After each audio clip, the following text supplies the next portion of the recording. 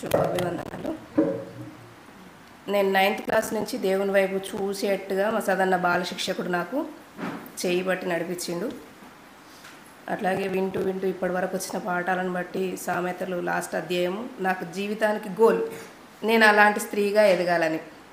నా ప్రపంచం చాలా చిన్నది, నా కుటుంబమే నా ప్రపంచంగా ఫీల్ అవుతూ ఉంటా.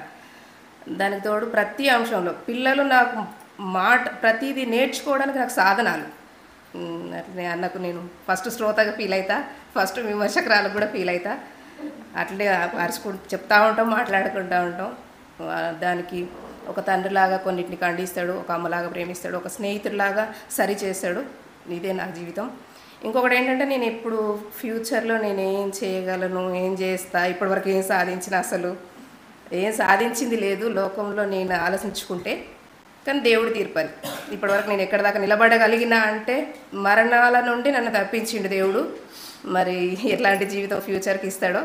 అయితే నేను ఏం సాధించాలి, నాకు నేనేం చేస్తే బాగుంటుంది, నేనేం చేస్తే బాగుంటుంది అనుకున్నప్పుడు ఏంటిదంటే ట్రైన్ ఒక ట్రాక్ మీద వెళ్తా అంటే మళ్ళీ ఇంకొక దిక్కు మళ్ళడం కోసం చిన్నదే ఉంటుంది, ఒక ఇనుపది ముక్క. ఇప్పుడు మనం అపోలో గారు ధర్మశాస్త్రం అంతా తెలిసిన నాకు ప్రిస్కిల్లా కొంచెం నేర్పించి ఎట్లయితే సైడ్ చేసి పరలోకానికి స్వాస్థ్యంగా వాళ్ళని చేసిందో, నేను కూడా ఇప్పుడు లోకంలో ఉన్న అందరినీ ఎవరిని తక్కువ అంచనా వేసుకోను. క్రైస్తవులు గొప్పోళ్ళు, అన్యులందరూ వేస్ట్ అని అస్సలు అనుకోను. వాళ్ళు చేసినంత మంచి ఒక్కోసారి క్రైస్తవులే చేయరు. అయితే ఈ దేవుడికి వాళ్ళకున్న చిన్న గ్యాప్ ఏదైతే ఉందో దాన్ని పూడ్చాలని నాకు మస్తు ఆశ, ఆలోచన. అది దేవుడు ఆ జ్ఞానం. నువ్వైతే ఆశ కలిగి ఉండు, నిన్ను ఎక్కడి దాకా పుష్ చేయను అక్కడ దాకా చేస్తాను. దేవుడు రోజు వాక్యంతో నాతో మాట్లాడతాడు కాబట్టి నాకు ఆశ ఉంది. నేను ఆశ కలిగి ఉంటా. చిన్న మినుగురు పురుగులాగా నా చుట్టూ నేను ఎంత దూరం అయితే ప్రకాశించగలుగుతున్నా, ఒక క్యాండిల్ లాగా, ఒక పెద్ద లైట్ లాగా కాకపోయినా చిన్న మినుగురు పురుగులాగా నేను వాడబడ్డా నా జీవితం ధన్యమని నేను ఆలోచించుకుంటా. దేవుడు నాకు సహాయం చేస్తా అని అనుదినము మాటిస్తాడు. అట్లా ఉండడం కోసం, అట్లా లోకానికి ఉపయోగపడేలాగా బ్రతకడం కోసం ఆశపడి జీవిస్తా. దానికి తోడు దేవుని మాటను నేను నా ముందు పెట్టుకొని నడుచుకోవాలని ఆశపడుచున్నా.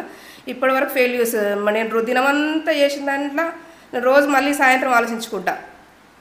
ఎన్ని మంచి మాటలు మాట్లాడినా, ఎన్ని చెడ్డవి మాట్లాడినా ప్రతిరోజు నాకు అది దమనులు సిరలలో ఉండే తేడా ఎట్లనో నేను రోజు అట్లా చేసుకుంటా ఉంటా. అక్కడ చిల్లిగా మాట్లాడిన ప్రవర్తన కొంచెం లూజ్గా చేసిన అని అనుకుంటా. ఇది కరెక్ట్ మాట్లాడినా ఈరోజు ఇట్లా చేయాల్సిందే, తిట్ల పడ్డా మంచిదే, ఇంకేమైనా మంచిదే అని అనుకుంటా. అన్నిటికీ ఏంటి దీనికి ప్రమాణం అంటే దేవుని వాక్యమే నాకు అనుదినం ఇస్తుంది.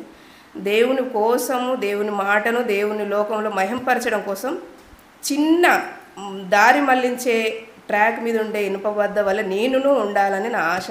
మామూలుగా చిన్నప్పుడు నేర్చుకుని ఉడతా భక్తి, అది నాకు దేవుడు ఇవ్వాలని, అంత జ్ఞానము, అంత ప్రేమ, అంత మంచితనం దేవుడు ఇవ్వాలని వేడుకుంటున్నా. ఎంత మాట చేస్తాను.